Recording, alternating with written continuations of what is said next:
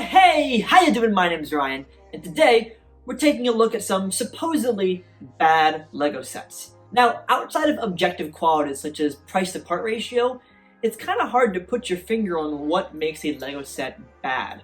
Everybody has their own ranking of what their worst sets are. I know Gizmodo has a list, Brickset has one, a lot of YouTubers have their own rankings, but that's not what I'm here to do.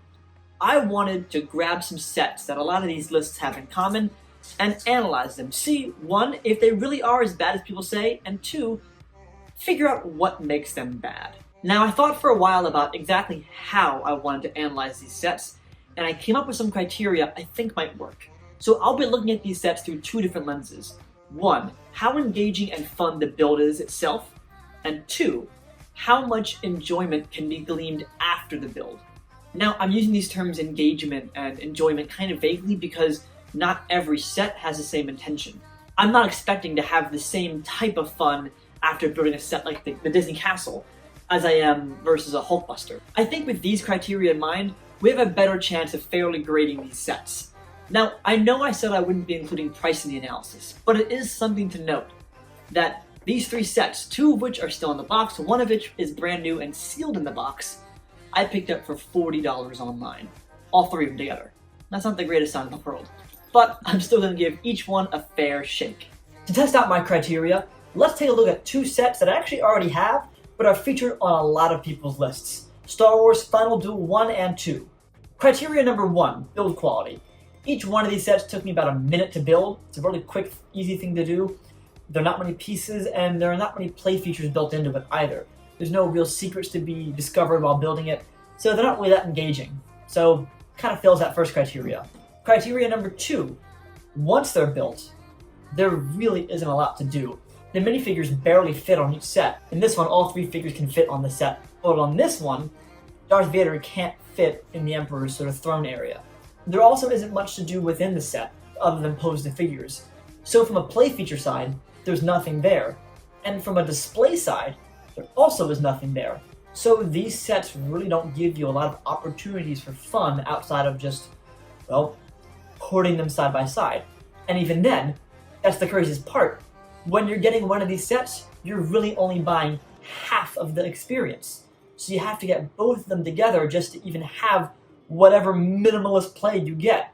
So I can really see why these two sets are considered some of the worst, because there's hardly any pieces, there's hardly any build, and there's hardly anything to do once they're built. Now, it is worth noting that I'm not taking into account the value these sets have to a collector, because any old set has value to a collector. Even these sets have immense value to a LEGO Star Wars fan, because these are some of the earliest incarnations of these figures. But outside of that, these sets are actually pretty bad.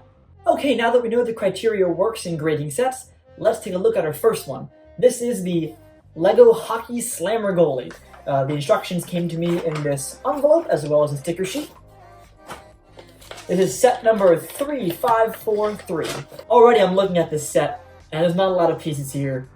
And I know that where I bought it from gave me all the pieces, so I hope there's enough in the build to keep me enthralled. So it looks like each of these hockey figures, there's a bunch of them that came in these sport bottle looking cases. If you press down on their head, their hockey stick moves and you hit the puck. So that's at least a nice play feature to have.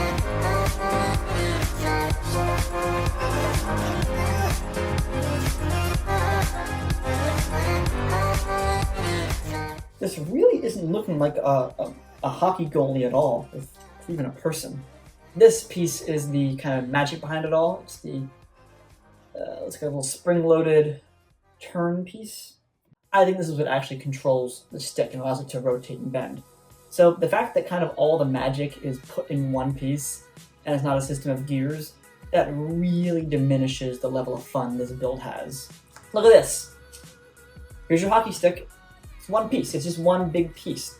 You're really not doing a lot in terms of building. It's just, here's the piece for that. Here you go. Here's your face. Here's your guy with the face on it. And there you go. There's your little action piece.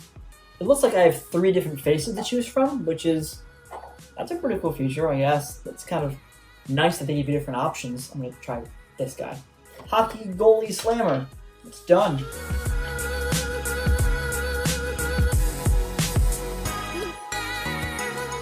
This thing is hideous looking. It's ugly as can be. There's no creativity in the build process. Everything is sort of whittled down to one piece, where the mechanism is one piece, the hockey stick's one piece, the helmet is two pieces, the face is one piece. But let's at least try its play feature of knocking a puck to Kingdom Come. Try both just hitting it. Come on. There we go. It's not bad, but I can only hit it sideways. I can't hit it forward that well. I mean, granted, this is a goalie, so it's supposed to be blocking things coming my way. And it is kind of supposed to be like, just pound on it with your hand. So that's something, but jeez, it has some distance to it. I will admit, it is fun to launch these hockey pucks to Kingdom Come, but I feel like you could lose them very quickly. So this one feature of slamming pucks is actually pretty fun. But again, that's the only play feature this set has.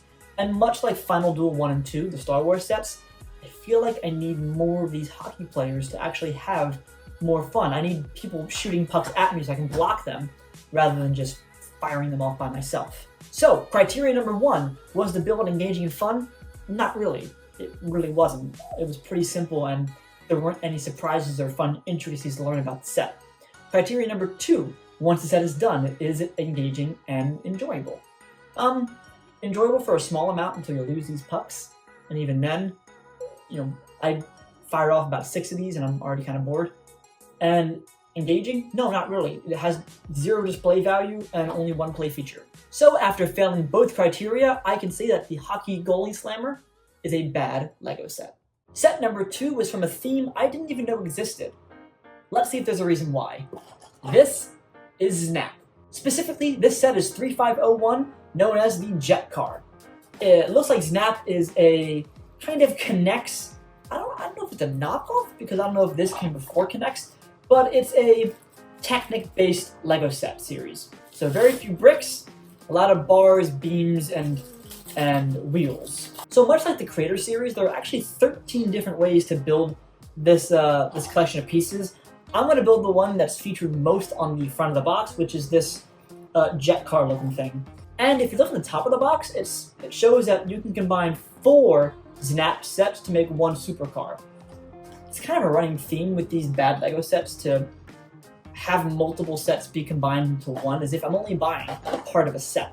But let's give it the benefit of the doubt, let's build it and see if it matches either of my criteria. For context, Znap came out in 1998, in case anyone was wondering. Much like the goalie, there's not a lot of pieces here, and that's not really a good sign. So let's see if we can make the most out of these pieces.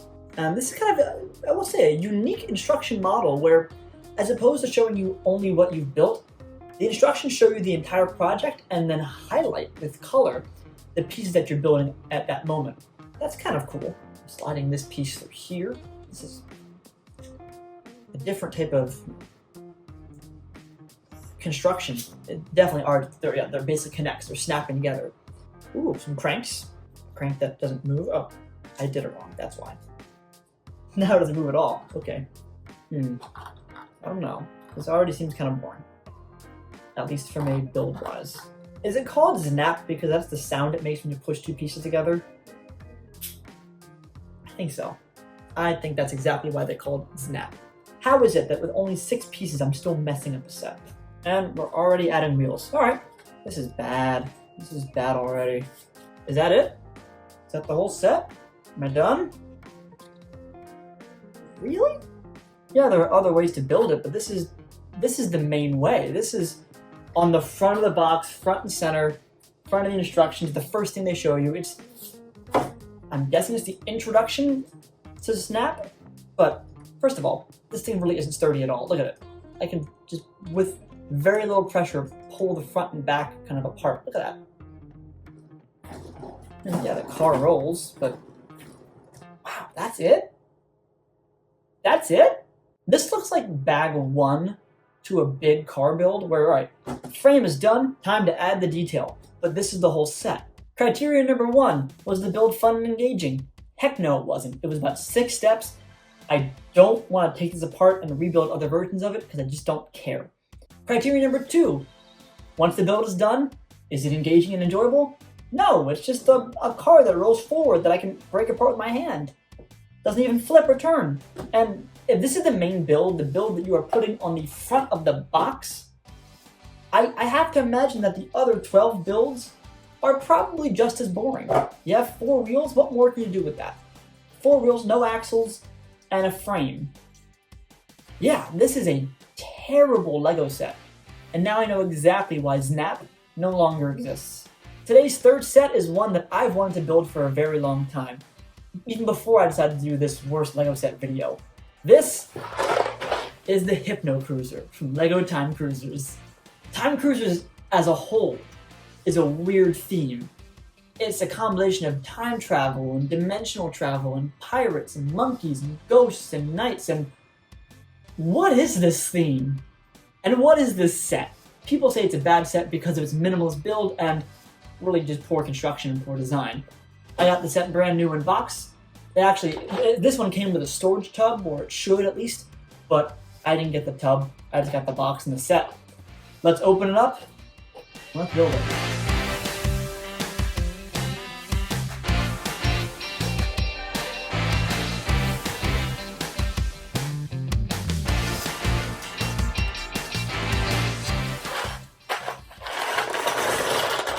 Oh no, okay. I'm losing pieces. Okay, I probably should have kept them in the box. Let's rewind that and try that again, shall we? No, I should make it. And now we're set. Pieces are back in the box. Now we can build. Let's start off with the minifigures. They're actually already done for me. For starters, the artwork, the art style on both chess pieces doesn't really match at all. The guy in the green shirt, he has a much more detailed and multicolored design, almost like an actual printing on a t-shirt, whereas I'll call him the professor, has a really blocky, cartoony looking style chess piece. It's super weird seeing these two side by side because they don't match. I have a hunch that the main word to describe this set might become nonsensical, but I hope there's still some method to the madness, if you will. I hope that it looks crazy, but still has some sort of overall cohesiveness in terms of design. So far, this feels the most like an actual Lego set, so that's a big plus. Alright, we get a chance to use some rubber bands. I always kind of like when sets have some sort of fun crank or movement to them that allows you to manipulate things, and unlike the hockey slammer, there's not just one piece that controls everything. It looks like I'm actually building out a mechanism. So that is a big, big plus.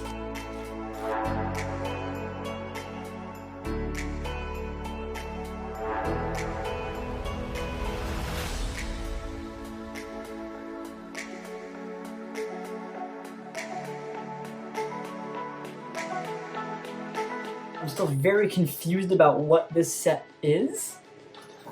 Again, I want to say the word unfinished, but there's a difference between unfinished and stylized. Now I'm adding dragon wings. Like, what is this set? Rocket-powered dragon wing Hypno Cruiser. Oh, we have some lights to add in the front. Okay, that's not bad. I kind of like that a lot. I'm getting more and more on board with this. And now looks like we're building a little mini flame engine for the front. It's like each page, a new ideas are incorporated, but they haven't finished the previous one. Okay, the main part of the Hypno Cruiser is done. It's a hodgepodge of ideas. You have rocket power, dragon wing, submarine jets, wheels, propellers, rocket engines, pulley systems, weird navigation, sci-fi, old tech, new tech. But you know what? I think it's pretty fun. I mean, it's just goofy balls to the wall, throw everything at it and see what sticks. I mean, this is fun. But the set's not done yet. Time to add the back piece, which includes a monkey. And you know what? When I saw this monkey, it clicked exactly what Time Cruisers is. Imagine this not as a Lego set, but as a sitcom. There's two guys who build a time machine, and they go on wacky adventures throughout space and time with their pet monkey. That's a sitcom. That is exactly what a weird 80s sitcom would be like. Alright, let's clip these two pieces together. There we go. Attach the tube to the tube connector. Dun da da da! The Hypno Cruiser! This is a really, really weird set.